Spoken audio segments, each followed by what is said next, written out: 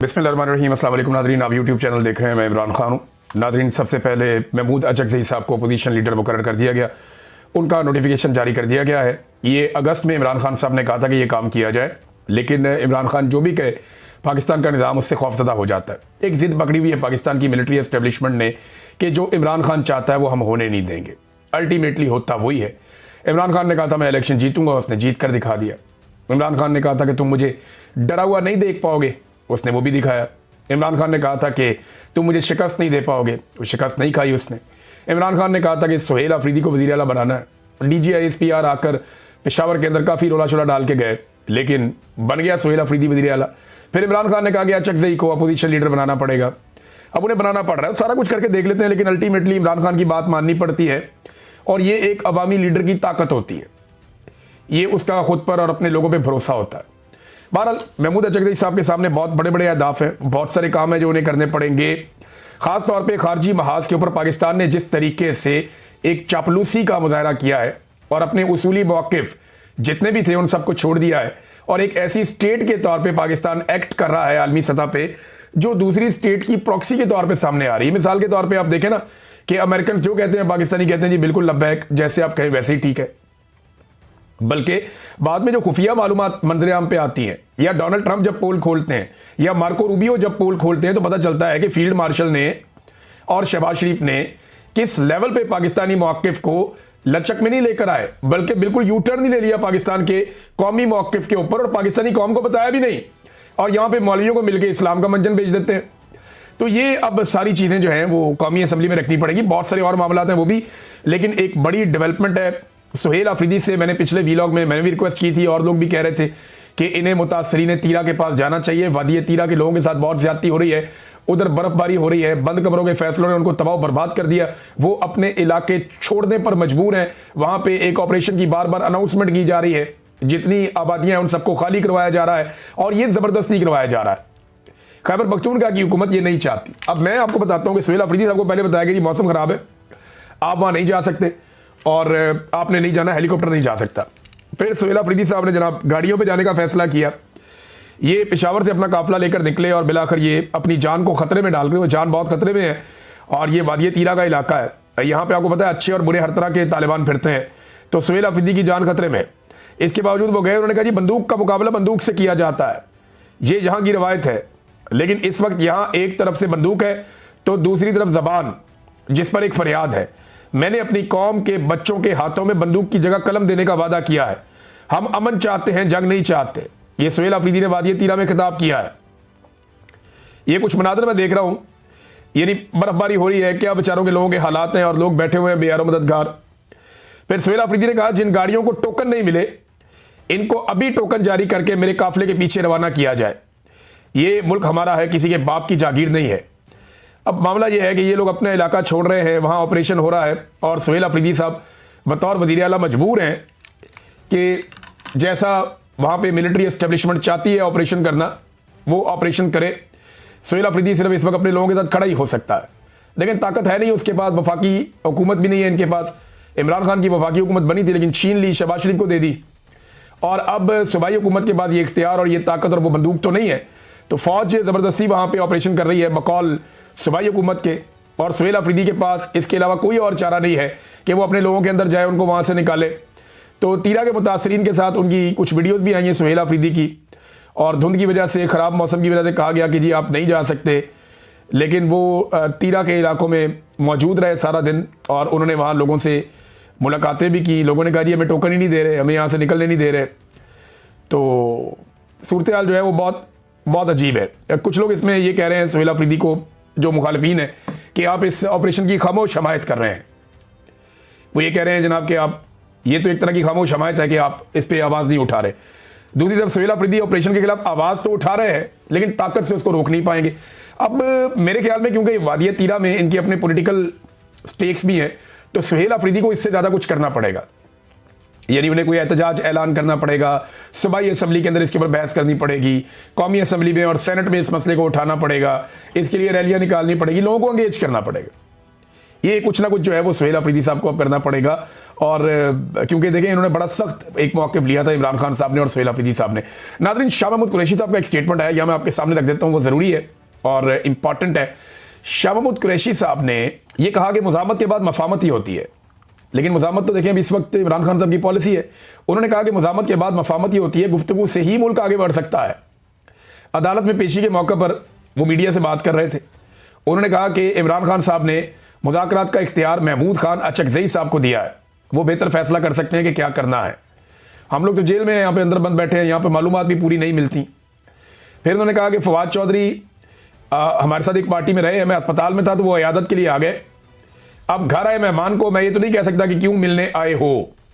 बस इतना ही है, शाह महमूद कुरैशी साहब ने कहा, और यही बात पहले इससे हुई भी थी।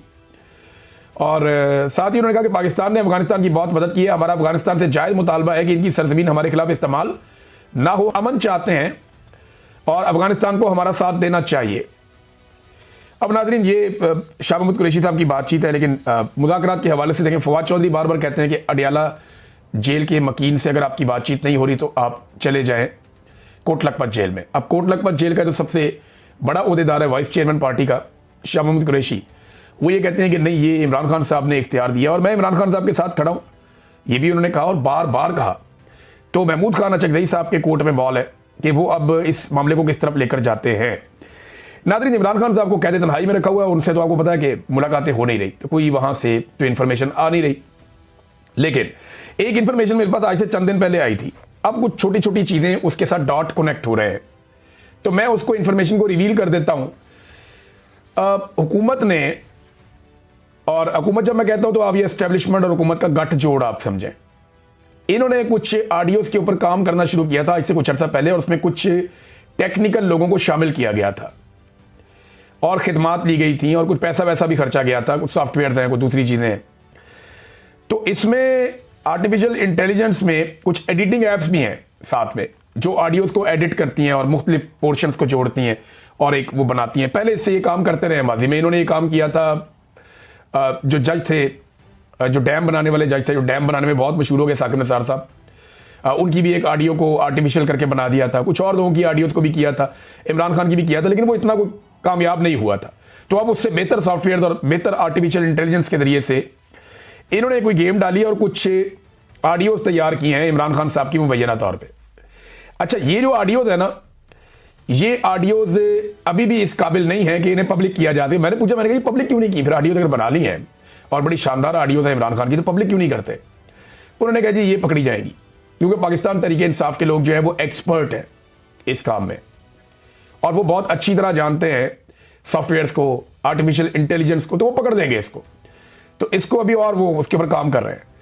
तो मैंने कहा फिर आप क्या करेंगे, पब्लिक कैसे करेंगे, कोर्ट में आप ले जा नहीं सकते किसी जगह पे। उन्होंने कहा जी कोर्ट का ये मामला नहीं है, मामला परसेप्शन का है। इमरान खान को कोर्ट में तो डालने की जरूरत ही नहीं है, मैं अपने सोर्स की बात बता रहा हूँ, रिवील मैं नहीं कर सकता। उन्होंने कहा इमरान खान को कोर्ट में तो हराने की बात ही नहीं है, कोर्ट तो कंट्रोल में है, कोर्ट को तो जो कहेंगे वही कर देगा, कोर्ट को तो सबूत चाहिए नहीं इमरान खान को जेल में रखने के लिए, वो आप बेफिक्र हो जाए। असल में मामला ये है कि इमरान खान की परसेप्शन तोड़नी है, और ये ऑडियो अगर पब्लिक की जाएगी तो पब्लिक इसको उड़ा के रख देगी, तो फिर इस ऑडियो को खास लोगों को सुनवाया जा सकता है आने वाले दिनों में। अच्छा, इसी पे ना एक अजीबोगरीब दावा जो है वो मैं देख रहा था। अभी ये ऑडियो का क्या करते हैं, पब्लिक करते हैं, चंद लोगों को सुनवाते हैं, मुझे I don't have an idea, लेकिन मुझे ये पता चल गया था आज से कुछ दिन पहले कि इमरान खान साहब की ऑडियो के ऊपर कुछ लोग काम कर रहे हैं इस्लामाबाद में, और ये कार इस्लामाबाद में रहे, रावलपिंडी में नहीं, रावलपिंडी वाले शामिल हैं लेकिन इस्लामाबाद में कर रहे हैं। अब आ जाए जनाब के इंजीनियर साहब बात नहीं आ रहे मैं हैरान हो जाता हूँ, एक आदमी इतना ढीठ कैसे हो सकता है, हद से ज़्यादा।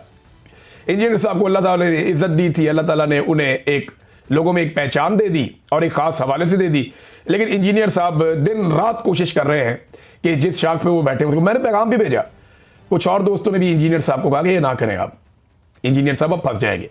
अगर आपको इतना ही ज़ोम है अपनी सियासत पे, तो फिर आप एक काम करें, आप एक नया चैनल बनाएं सियासी, उस पर आप वीलॉग किया करें कि ये मेरा सियासी वीलॉग है, पता चल जाएगा आपको कितने लोग सुनते हैं। लोग आपको सिर्फ कंट्रोवर्सी के लिए सुनते हैं, लोग आपको सिर्फ चस्का लेने के लिए सुनते हैं, और आपके अंदर आपके पल्ले कुछ बचा नहीं है। अपनी वीडियोस की पुरानी के थंबनेल तो उठाकर देख लिया, आपको पता चल जाएगा। अब नाज़रीन एक नया इंटरव्यू दे दिया इन्होंने। राणा सदाउल्लाह साहब जनाब लोहे का आदमी है, बहुत मजबूत आदमी है, कमाल आदमी है, जेल में बंद था, जमीन पे सोता था, पसीने आते थे, पसीने बह के चक्कियों से बाहर बह जाते थे, जेलों में ये हो जाता था। लोग गवाहियां देते हैं, पीटीआई के लोग जनाब ये कह रहे हैं, वो कह रहे हैं, एक देवता है राणा सनाउल्लाह, चुक दी गेम जनाब इंजीनियर मिर्जा साहब ने। पता नहीं राणा साहब से उन्हें क्या काम पड़ गया। अब राणा साहब ख्याल कीजिएगा, इंजीनियर साहब आपको कोई ना कोई आपको डस्ट डाल देनी है इन्होंने, मुझे तो ऐसे लगता है। बड़ी गेम उठाई है इंजीनियर साहब ने राणा साहब की, आउट ऑफ द वे जाके गेम उठाई है। ये कल को मरियम नवाज की भी गेम उठा देंगे, नवाज शरीफ भी उठा देंगे। मैं पहले दिन से जानता हूं कि ये नून लीग के कारकुन है। और ये करते क्या तरीका वारदात, ये थोड़ी सी तारीफ इमरान खान की, थोड़ा सा एस्टेब्लिशमेंट के खिलाफ बोले, जैसे ही माहौल बना वैसे ही कोई ना कोई खच मार दी, और ये हमेशा करते हैं। अब नाज़रीन ये देखें, इंजीनियर कहता है कि राणा बड़ा दलेर है, राणा खुद कहता है अपने मुंह से कि नहीं खान बड़ा दलेर है, और खान ये कहता है ये इंजीनियर है कौन, वो तो जानते ही नहीं इसको। सादी कहानी ये है, इंजीनियर जिसको दलेर साबित कर रहा है वो अपने मुंह से तस्लीम कर रहा है कि नहीं दलेर इमरान खान है। हम सोच भी नहीं सकते थे जैसी जेल उसने काटी है। लेकिन इंजीनियर भी किसी ऑडियो शाडियो की किस्से सुना रहे हैं कि जनाब दुआ करें, वो बाहर ना आ जाएं। पहले जनाब अली कहता था कि मैं बात ही नहीं करना चाहता, वो सिर्फ क्रिकेट पे बात करता था। फिर एक दिन इसको खुशबू आ गई, इसने कहा खुशबू आती थी। जरा चेक करें जाके एकेडमी में कैमरे किसके लगे हुए हैं और उनकी एक्सेस कहां पे है। मैं लंबी बात नहीं करूंगा, लेकिन इतना जरूर बताऊंगा कि एकेडमी में कैमरे लगे हुए हैं, और सिर्फ ये चेक करवा लें कि उन कैमरों की एक्सेस कहां पर है। इंजीनियर सब हंसी भी पड़े गए हैं यार, की हो गया, हम भी गिरफ्तार हुए हैं, मैं 10 दफा गिरफ्तार हुआ हूं। मैं 50 के करीब मुकदमात का सामना किया, और जिन मुकदमात का मैंने सामना किया है वो मुकदमात की सजा जो है वो सजाए मौत और उम्र कैद है। आप एक ही मुकदमे में यार ढेर हो गए, हौसला करना थी, की हो गया यार। इंजीनियर साहब दिल गुर्दा रखें, क्या हो गया, एक मुकदमे में आप ढेर हो गए, एक मुकदमे में ही आपकी सारी हवा निकल गई। जिस एस्टेब्लिशमेंट को आप बुरा भला कहते थे, आप दिन रात आप उनकी तारीफें करते हैं। यानी मैं हैरान हो गया यार, मैं तो अगवा भी हुआ, जबरी तौर पे लापता हुआ, मेरे पास भी ऑप्शन था चुप कर जाता या मैं दूसरा मौक़िफ़ ले लेता। लेकिन मैंने कहा नहीं, इंजीनियर साहब को अपने पैरों पे खड़े होना चाहिए था। मैं देखिए, मुझे बहुत लोग कहते थे कि ये आदमी जो जेलम की एकेडमी से बाहर नहीं आता, ये कितना बुज़दिल है, ये किसी का सामना नहीं कर सकता। इमरान साहब, इसने आपसे 3 दफा वादा किया कि ये मिलने आएगा, ये आपके घर तक मिलने नहीं आ सका, ये कितना बुज़दिल आदमी है, आपको नहीं समझ आ रही। मैंने कहा नहीं यार, वो मजबूरी हो सकती है। नहीं, आपकी भी तो मजबूरी है, आपका सिक्योरिटी इशू है, आपको तालिबान से भी खतरा था, आपको जो है वो अभी मिलिट्री एस्टेब्लिशमेंट से भी आपको खतरा है। अरशद शरीफ को शहीद कर दिया, इसके बावजूद आप पूरा पाकिस्तान घूमते हैं, आते जाते हैं, सब करते हैं। पाकिस्तान से बाहर मैं जहां मौजूद हूं ताकि मेरी आवाज चलती रहे, तो यहां पर मैं हर तरफ जाता हूं, खतरा मौजूद है, इसके बावजूद घर से बाहर भी निकलता हूं। लेकिन जो आदमी अपने आप को एक साबिर शाकिर साहब पूरी दुनिया में बाहर घूमते हैं, बहुत सारे लोग पाकिस्तान में इनकी जानों को खतरा है लेकिन वो अपना काम करते हैं। लेकिन इंजीनियर साहब जो है वो एकेडमी से बाहर कदम नहीं रखते। जब बात करो मेरी सिक्योरिटी, तो लोग कहते थे कि ये बुज़दिल है, मैं मानता नहीं था। लेकिन ये जो अभी इन्होंने काम किया ना, सिर्फ 3 महीने की गिरफ्तारी के बाद ऐसी इंजीनियर साहब ने टेरी टा दी, पकड़ के खड़े ही नहीं हुए 2 मिनट के लिए भी। चलो कोई नहीं। अब नाज़रीन एक और खबर है, और ये खबर पाकिस्तान की मईशत के हवाले से, और ये आसिम मुनीर साहब के करीबी ताल्लुक वाले लोग हैं। देखिए, जिनको आसिम मुनीर साहब ने रखा था सबको निगरान हुकूमतों में, वो आसिम मुनीर साहब के अपने लोग थे। चाहे वो मोहसिन नकवी है, अनवारुल हक काकड़ है, चाहे वो निगरान काबीना है, चाहे वो निगरान वुज़रा है, वफाकी या सूबाई, ये सारे उनके अपने लोग थे। अब ये एसएम तनवीर साहब जो है, ये ताजर रहनुमा है, साबिक निगरान वजीर है। अब ये भी आसिम मुनीर साहब के, क्योंकि देखें ना, मोहसिन नकवी की काबीना में कोई आसिम मुनीर साहब का दुश्मन तो रह नहीं सकता, तो ये भी उनके करीबी लोगों में से है, ये उनके ताल्लुकदारों में से है। अब ये उनका अपना बंदा क्या कह रहा है कि छोटी सनतें कबाड़ बन गई हैं पाकिस्तान में, छोटी सनतें पाकिस्तान में कबाड़ बन गई हैं। रियल एस्टेट सेक्टर मुकम्मल ढेर हो चुका है। Cement, steel, glass, aluminium, cable, paint, tiles, pipe, furniture की सनतें तबाह हो चुकी हैं, ये उन्होंने कहा। उन्होंने मजीद कहा कि माशी इस्तेहकाम करते करते मईशत खत्म कर दी गई है। टेक्सटाइल के 145 यूनिट्स बंद हो गए हैं। रियल एस्टेट का बिजनेस खत्म होने से 40 से ज्यादा सनतें खत्म हो रही हैं। फिर उन्होंने एक और बात कही, उन्होंने कहा जी 3-3 नस्लें लग जाती है इंडस्ट्री खड़ी करने में। वो इंडस्ट्री जो हमने बड़ी मुश्किलों से खड़ी की थी, वो दिनों के अंदर कब्रिस्तान बन गई। टेक्सटाइल इंडस्ट्री बर्बाद हो गई है। रियल एस्टेट इंडस्ट्री इस वक्त वेंटिलेटर पे है। सीमेंट बनाने वाले, टाइल बनाने वाले, स्टील, पेंट, फर्नीचर इंडस्ट्री तमाम बंद हो रही है। खुदारा कुछ रहम करें। और यह पाकिस्तान के साथ हुआ रजीम चेंज ऑपरेशन के बाद।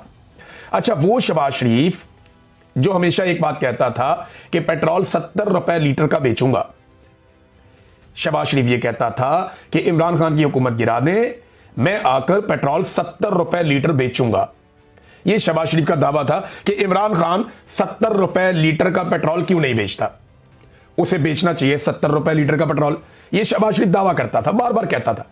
फिर इन्होंने बड़े एहतजाज किए, फिर रजीम चेंज ऑपरेशन मुकम्मल किया। इमरान खान ने बार बार मना किया उस वक्त बाजवा को कि ये ना करो, मईशत बड़ी मुश्किल से खड़ी हुई है, बर्बाद हो जाएगी। हम ग्रोथ कर रहे हैं 6% से, 6% से, और हम आगे बढ़ रहे हैं, हमें पीछे मत धकेलो, ये मत करना तजुर्बा उन्होंने कर दिया। और अब हुकूमत ने आज से पेट्रोलियम लेवी पर फी यूनिट 4.65 रुपए इजाफी पेट्रोलियम लेवी आयद कर दी है। यानी अब जो भी मोटरसाइकिल वाला या कार वाला या कोई भी गरीब आदमी जो पेट्रोल लेगा, वो 1 लीटर पेट्रोल के ऊपर 84.27 रुपए पेट्रोलियम लेवी देगा। 1 लीटर पेट्रोल पे 84.5 रुपए सिर्फ आपका पेट्रोलियम लेवी है। ये एक किस्म का टैक्स है। आप पेट्रोल के 1 लीटर पे 100 रुपया टैक्स दे रहे हैं। उस वजीर आजम के दौर में जो कहता था कि मैं आगे 70 रुपए लीटर का पेट्रोल कर दूंगा, जिसने पेट्रोल 70 रुपए लीटर देना था, वो पेट्रोल पे सिर्फ टैक्स ही 100 रुपए के करीब ले रहा है। अंदाजा करें आप। और एक और चीज आपको बताता हूं मैं कि उस वक्त जब इमरान खान साहब पेट्रोल सस्ता बेच रहे थे तो आलमी मंडी में बहुत महंगा था, और आज आलमी मंडी में बहुत सस्ता है। आधी कीमत पे पेट्रोल मिल रहा है। इमरान खान दुगनी कीमत पे खरीद के आज से कम पैसों में दे रहा था, आधे पैसों में, और ये आधी कीमत के खरीद के इमरान खान से दुगने पैसों में दे रहे हैं। ये तब्दीली ये पाकिस्तान के अंदर लेकर आए, इसीलिए तो सारे के सारे लोग रोते हैं। इन्होंने बर्बाद कर दिया पाकिस्तान की मईशत को, तबाह बर्बाद करके रख दिया, और दिन रात खांचे चल रहे हैं इनके। ये देखें ना आप, ये नईम हैदर पंजूता साहब ने भी लिखा है इसको, आली हमजा साहब ने भी लिखा, और बहुत सारे जर्नलिस्ट हैं वो भी लिख रहे हैं। ये जो इन्होंने पंजाब में सुथराई की है ना, करप्शन की है, कमाल की है। Auditor general of Pakistan AGP की साल 2025 की ऑडिट रिपोर्ट। ये ऑडिटर जनरल जो होता है ना, ये ऑडिट करता है हुकूमतों का। अब ये पंजाब हुकूमत का ऑडिट आ गया, उसकी रिपोर्ट आ गई। जरा इनकी प्रोग्रेस रिपोर्ट आप देख लें, एक साल में इनकी कारकर्दगी क्या है। ये कुछ चीजें हैं। खुफिया फंड के अखराजात में 550 मिलियन रुपए से ज्यादा की करप्शन इन्होंने कर दी। काउंटर टेररिज्म डिपार्टमेंट, यानी जो इन्होंने सीसीडी बनाई हुई है, पंजाब से मुंसलिक गैर बाकायदा अकाउंट्स में 404.2 मिलियन रुपए की करप्शन हो गई। अंदाजा करें आप कि इसमें भी करप्शन, सीसीडी में भी। होम सेक्शन में 99.5 मिलियन रुपए की करप्शन हो गई। धोखाधही और खुर्द-बुर्द की इन्होंने 3.1 अरब रुपए की करप्शन। गैर मजाद अदायगियां और जायद रकूम जो पैसे नहीं देने थे वो भी दे दिए। 25.4 अरब रुपए की करप्शन कर दी इन्होंने। माली बद इंतजामी इनकी 10.6 अरब रुपए की करप्शन की इन्होंने। गैर कानूनी खरीदारियां, जो कानूनी तौर पे ये खरीदारी होती है, वो तरीके छोड़ के, तरीकेकार से हट के गैर कानूनी खरीदारियां जो इन्होंने की, वो 43 अरब रुपए की इन्होंने। ह्यूमन रिसोर्सेज से मुतालिक बेकायदगियां 8.2 अरब रुपए की करप्शन इन्होंने वहां पे की। कारकर्दगी में नकाइस 3.6 अरब रुपए की करप्शन। गैर कानूनी कंसोलिडेटेड फंड्स 988 अरब रुपए की करप्शन। ये जनाब इनकी पंजाब की कारकर्दगी है। ये सुथरा पंजाब आप देख भी लीजिए और बाकियों को दिखा भी दीजिए। ये हालात इन्होंने कर दिए नादरीन पंजाब के। अब नादरीन, डोनाल्ड ट्रंप को एक बहुत बड़ी कामयाबी मिल गई, मजे ही आ गए उनको। डोनाल्ड ट्रंप को अमन का नोबेल इनाम मिल गया। कैसे मिला? ये हुआ ये कि जो अमन का नोबेल इनाम मिला था, वो मिला था वेनेजुएला की अपोजिशन लीडर को। अब मारिया कुरीना को मिल गया था नोबेल इनाम, वेनेजुएला की जो अपोजिशन लीडर जो जेल के अंदर थी, जिसने तकलीफ बर्दाश्त की है, और मादुरो के खिलाफ आपको पता है फिर वो मिल ही जाना था। तो मादुरो को उठा लिया डोनाल्ड ट्रंप ने, तो इन्हें लगा मैं सदर बन जाऊंगी। अब ये जनाब पहुंच गई व्हाइट हाउस, और जाकर इन्होंने जो अपना अमन का नोबेल इनाम इन्हें मिला था वो डोनाल्ड ट्रंप को प्रेजेंट कर दिया। और डोनाल्ड ट्रंप के काम देकर उन्होंने ले भी लिया। इन्होंने कहा जी मुझे ये इनाम मिला, ये मैं डोनाल्ड ट्रंप को देती हूं क्योंकि इन्होंने बहुत अच्छे काम किए, तो मैं अपनी आवाम की तरफ से इनको दे रही हूं। तो उन्हें लगता है कि अब उन्हें सदर बना दिया जाएगा। हो सकता है बना भी दे डोनाल्ड ट्रंप। और डोनाल्ड ट्रंप को अमन का नोबेल इनाम तो चाहिए था, अब चाहे ऐसे करके आए चाहे घूम फिर के आ जाए, लेकिन अब डोनाल्ड ट्रंप की एक शेल्फ में अमन का नोबेल इनाम पड़ा रहेगा जो उन्हें वेनेजुएला की अपोजिशन लीडर ने गिफ्ट किया है। डोनाल्ड ट्रंप ने गजा में अमन बोर्ड का ऐलान कर दिया। वो ये कह रहे हैं कि बहुत जल्दी इसकी तफसीलात सामने आ जाएंगी। ट्रंप ने कहा it is my great honour to announce that the board of peace has been formed, the members of the board will be announced shortly. अब बोर्ड हमने बना दिया है, बहुत जल्दी हम मेंबर्स का ऐलान कर देंगे। और वो ये कह रहे हैं बड़े ज़बरदस्त लोग जो है वो उनको शामिल किया गया उसके अंदर, बहुत जल्दी आपको पता चल जाएगा। आपके तवज्जो देने का शुक्रिया। आप देखते हैं कि इसके अंदर डोनाल्ड ट्रंप साहब दुनिया को क्या सरप्राइज देते हैं। नाज़रीन, एक आखिरी खबर मैं आप तक पहुंचाऊं, ये बड़ी अजीबोगरीब खबर है। पाकिस्तान की सबसे बड़ी दहशतगर्द को गिरफ्तार करने के लिए अदालत ने बड़ा सख्त हुक्म जारी कर दिए। मजूका साहब कहते हैं ईमान मजारी और उनके शौहर समंदर पर हैं या आसमान पर हैं, गिरफ्तार करके पेश किया जाए। ये 2 वकीलों को गिरफ्तार करने के लिए जज साहब उतावले हुए जा रहे हैं उस मुल्क के अंदर जिस मुल्क में दहशतगर्दी में रोजाना कत्लेआम हो रहा है और दहशतगर्दों को सजाएं नहीं हो रही।